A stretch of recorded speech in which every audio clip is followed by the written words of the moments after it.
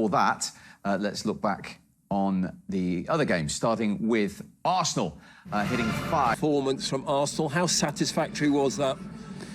Very much, because in this festive period, you have to keep the focus and the performance level really high against a team that here, against top teams, they done really well, even if they didn't win. And I think today we had great performance and scored some great goals and a big away win. 9 goals in 2 away games now. Is that a sign of the newfound confidence in Arsenal, particularly in the attacking third? It is, but it's a way that all the phases are much better done, so we arrive in much better conditions to the final third. We are able to counter-press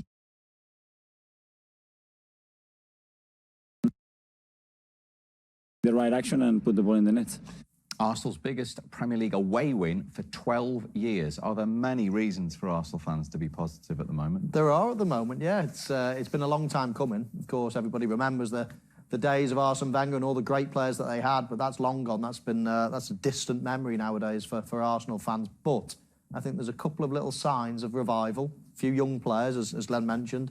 So yeah, I think it's exciting times, but there's still a long way to go yet until they obviously reproduce some of the great teams of 10, 15, 20 years ago. Another good day for Arsenal. Another comfortable day for Tottenham at home.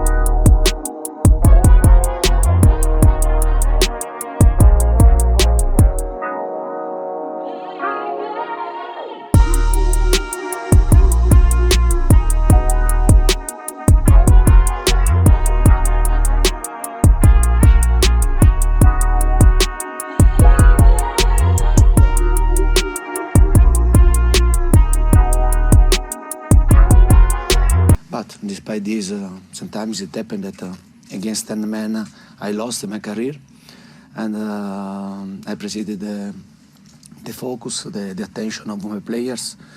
A clean sheet is good, and yeah, a good performance. Now the most important thing to recover well, because in 2 days we'll have a very difficult game against Southampton. Unbeaten in 6 now for Antonio Conte, 14 points from 18 and 4 clean sheets in that period as well. He's certainly had a positive effect, Glenn. Well, he has. I mean, it's you know, he's trained them very hard.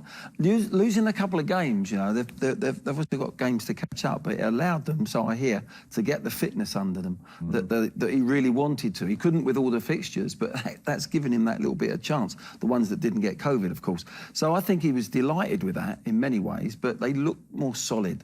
He's getting a tune out of Dyer. Dyer in a back three looks a different player than he has been the last couple of seasons. And I think there's, you know, I think the front three now are starting to play like we know they can play. And I think with Moura, Kane and Son, you've got a top 3 players there. They could walk into anyone's team, probably not City or Liverpool. But so yeah, he's just getting it defensively sorted out. But they look today, they look really quick and good on the counter. They do look fitter. There's no doubt about it. Under Nuno, they weren't putting the work in, with the ball or without the ball, and he's got them doing it. Yep, only Liverpool and City have got more points since Antonio Conte arrived back in the Premier League. Now, West Ham had only 1 win in 6 going into their game against Southampton. That is now 7. This was eventful, Michael, as well, wasn't it? Yeah, they've hit the buffers, as Glenn said earlier in the show. That's a fantastic first finish for Southampton to get one up, and then early on in the second half, this is exactly the response that David Moyes would have wanted. Getting back into the game, Antonio came on at half-time, scored within 2 or 3 minutes. Again, we see a really tight offside decision, but it's been given as a goal, and that got them right back into the game.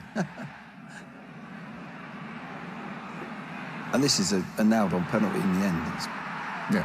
I mean, he showed good pace to get there as well. Look, there's the first. Dawson just shoves him there, and as he's trying to get back across, just shoves him again on the line, isn't it, Tim? It's really intelligent from Broja, because he knows he's up against Dawson there. He's seen better years. His legs are certainly getting tired, and he just bursts away from him. He's got real power. Once the ball's on the spot there, you just know this kid's sticking it in the net.